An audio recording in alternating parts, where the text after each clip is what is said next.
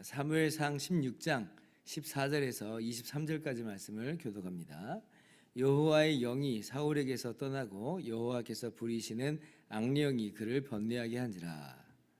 사울의 신하들이 그에게 이르되 보소서, 하나님께서 부리시는 악령이 왕을 번뇌하게 하온즉 원하건대 우리 주께서는 당신 앞에서 모시는 신하들에게 명령하여 수금을 잘 타는 사람을 구하게 하소서.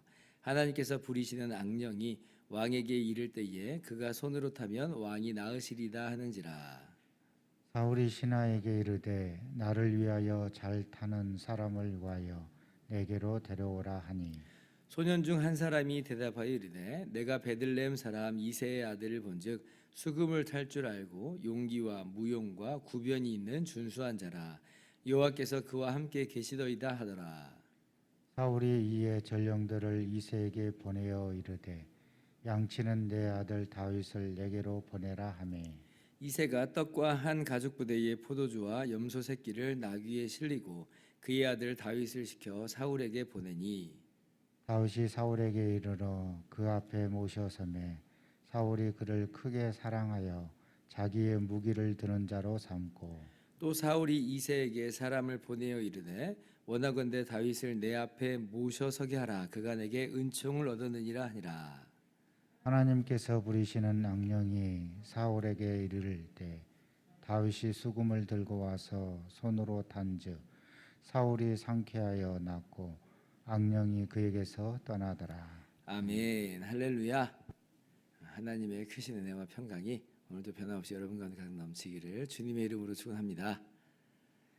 하나님께서 하나님을 버리고 불순종한 사울을 패하시고 다윗을 택하셔서 기름을 부어 이스라엘의 왕으로 세우셨습니다. 다윗이 기름 부음을 받았을 때 15절을 보니까 하나님의 영으로 크게 감동이 되었다 이렇게 말씀을 하고 있어요. 이게 꼭 이제 어떤 사건하고 이제 비교가 되는 장면이냐면 사울이 처음에 왕으로 기름 부음 받을 때 그때가 떠오르게 하죠. 시차가 뭐 약간 사울에게는 있었습니다만은 기름 부음을 받은 후에 사무엘상 10장 10절을 보니까 사울에게도 그때 하나님의 영이 크게 임했었습니다. 구약에서 이제 하나님의 영이 임한다라고 하는 것은 어떤 뜻인지 여러분도 아실 거예요. 하나님께서 사명을 이제 택한 사람에게 사명을 주시잖아요. 그리고 그 사명을 감당할 수 있게끔 능력으로 역사하시는 것이 이제 하나님의 영이 이제 임한다라고 하는 것이에요. 그래서 모든 사람에게 하나님의 영이 임한다 이런 표현을 구약에서 쓰지 않고 특정한 사람들에게만 이렇게 하나님의 영이 임했습니다. 예를 들면 사사 시대에는 사사들에게 특별히 하나님의 영이 크게 임해서 그들이 이제 나가서 이스라엘의 대적들을 물리치고 이스라엘을 구원하는 그런 역할을 했었죠. 그래서 이제 신약 시대의 이 성령이 우리 믿는 모든 믿는 자에게 임하는 것하고는 조금 구별됩니다. 왜냐하면 신약 시대에는 모든 믿는 자에게 하나님의 영이 성령이 임재하시기 때문에 그래요. 물론 이제 그렇게 신약 시대에 성령님께서 우리 모두에게 임재하시는 그 중에 어떤 사람에게는 특별한 재능과 또 능력과 은사로 역사하신 일이 있기도 합니다만은 그러나 근본적으로는 우리를 그리스도 예수께 접붙이시는 그러니까 하나 되게 하시는 그러한 성령의 내주하시는 역사, 성령의 그러한 모든 사람에게 임하시는 그런 역사가 신약 시대의 본질이에요. 그래서 우리를 그리스도께 하나가 되게 하시는 성령의 역사와는 좀 구별된 구약에서의 성령의 임재하심은 하나님의 영이 임재하심은 하나님의 이 택하신 자에게 사명을 감당하게 하시는 이제 그런 모양이라 하는 거예요. 아무튼 이제 그래서 하나님께서 사울에게 하나님의 영이 임하시는 것으로 능력을 주시고 그렇게 왕의 사명을 감당하게 하셨는데 자 근데 이제 사울을 패하시고 하나님이 다윗을 택하셔서 다윗에게 기름을 부으신 거예요. 그래서 다윗에게 하나님의 영이 임한 거죠. 근데 그럼 이제 궁금해요. 사울은 과연 어떻게 됐을까? 사울은 어떻게 됐을까? 궁금한 우리의 질문의 대답이 딱 오늘 16절 14절부터 딱 나온 거죠. 여호와의 영이 사울에게서 떠났다. 뭐 하나님의 영이 두 사람에게 동시에 있을 수가 없어서 그런 거냐? 그렇지 않고 사울이 하나님을 버렸기 때문에 그래서 이제 하나님께서 사울에게서 떠나신 거죠. 그런데 이제 그것만으로 끝나지 않아요. 보니까 이제 하나님께서 부리시는 악령이 사울을 괴롭히는 것으로 이제 이어집니다. 하나님께서 부리시는 악령, 그러니까 좀 우리 가운데 이게 뭔가라고 하는 걸 마음에 좀 들 수 있을 거예요. 뭐 하나님에게도 악한 면이 있는가, 이런 오해가 자칫 잘못하면 있을 수도 있는데 그렇지는 않습니다. 다만 이제 하나님이 부리시는이라고 하는 표현은 어떻게 우리가 이해할 수 있냐면 하나님의 주권 하에 있는, 이렇게 이해를 할 수가 있어요. 예를 들면 욥기를 보면 하나님 앞에 이제 천사들이 다 모셔 서 있는 그 중에 사탄도 그 중에 와가지고 서서 하나님과 대화하는 장면이 나오죠. 그런데 그 사탄이 하나님과 마치 대등한 관계에서 대화를 주고받는 게 아니라 천사의 학렬 정도인 거예요, 사단이. 그래서 그 사단마저도 하나님의 주권, 하나님의 통치를 받을 수밖에 없습니다. 자기가 아무리 욥을 임의로 해하고 싶지만 하나님이 허락하시지 않으면 할 수가 없는 거예요. 그래서 하나님께 허락을 받는 장면이 1장에 나오죠. 하나님께서 욥에게 네가 하고자 하는 대로만 해봐라, 이렇게 허락을 하시니까 그제서야 사탄이 욥을 시험하는 그런 내용으로 이제 연결이 되는 겁니다. 그래서 사탄도 하나님의 주권하에 있어요. 마찬가지로 오늘 하나님이 부리시는 악령이라고 할 때 그것은 뭐 하나님이 진짜 악한 영도 다스리는 어떤 악한 면이 있는 게 아니라 그렇게 하나님의 주권하에, 하나님의 권세하에 있다라고 하는 것이에요.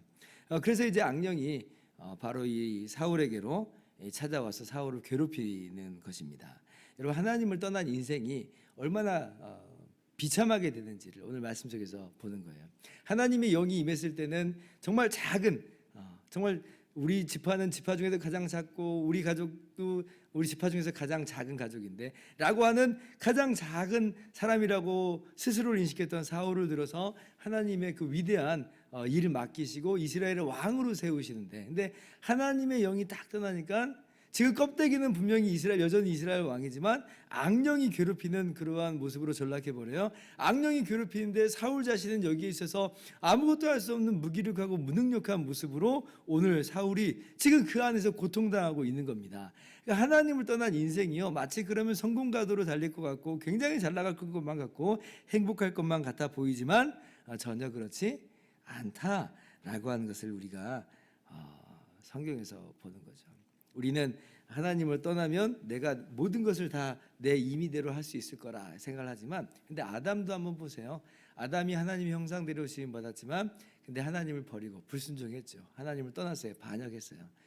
근데 그렇게 해가지고 아주 독립적인 존재, 자기가 스스로 정말 하나님 같은 존재가 됐는가? 그렇지 않고 오히려 마귀의 말에 순종한, 마귀의 말을 듣고 살아가는 인생으로 전락해 버렸잖아요. 아담이 그렇게 해서 하나님의 손을 벗어나서 그렇게 더 위대해지는 게 아니에요. 오히려 마귀의 수하에 굴복하게 되는, 죄의 종살이하게 되는 비참한 인생으로 떨어지게 되었다. 오늘 이 사울이 딱 그 짝이라라고 하는 거죠. 그리고 어떤 모습으로 지금 악령에게 지금 괴롭힘을 당하는 건가? 그것은 이제 정확하게 나와 있지는 않아요. 귀신 들림 현상까지 갔는지 그것까지는 잘 모르겠습니다. 아니면 아주 심각한 우울증이라든지 아니면 뭐 정신분열증이라든지 피해망상에 빠지게 됐는지 아마 그 정도 수준으로 우리가 볼 수도 있겠어요. 왜냐하면 일단은 뭐 음악으로 치료할 수 있는 것처럼 그렇게 이야기하는 거 보니까 아직 뭐 극단적으로 지금 귀신 들린 현상까지 간 것 같지는 않고, 그런데 악령에 의해서 아주 정신적으로 그 심리적으로 피폐한 그런 상황으로 간 것은 분명한 것으로 보입니다. 그래서 사울이 이제 그 악기를 통해서, 음악을 통해서 좀 치료될 수 있다고 하니까 그러면 악기를 잘 연주한 사람 데리고 오라고 그러죠. 그래서 이 사울 앞에 선 사람이 누구냐면 아이러니하게도 기름 부음을 받은 다윗이에요. 다윗이 수금을 잘 탔거든요. 그래서 그것이 어느 정도 알려진 상태인가 봐요. 그래서 다윗이 사울 앞에 서서 다윗이 수금을 탐으로 말미암아 그렇게 다윗이 수금 타니까 어때요? 사울이 나았다 그래. 나았다. 일시적이지만 악령이 그에게서 떠났습니다. 23절 말씀 같이 읽을게요. 시작. 하나님께서 부리시는 악령이 사울에게 이를 때에 다윗이 수금을 들고 와서 손으로 탄즉 사울이 상쾌하여 났고 악령이 그에게서 떠나더라.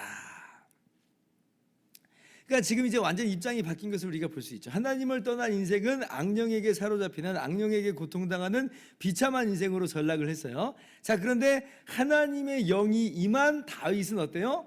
바로 그렇게 비참한 가운데 있는 사람을 치료하는 사람이 됐어요. 회복시켜주는 사람이 됐어요.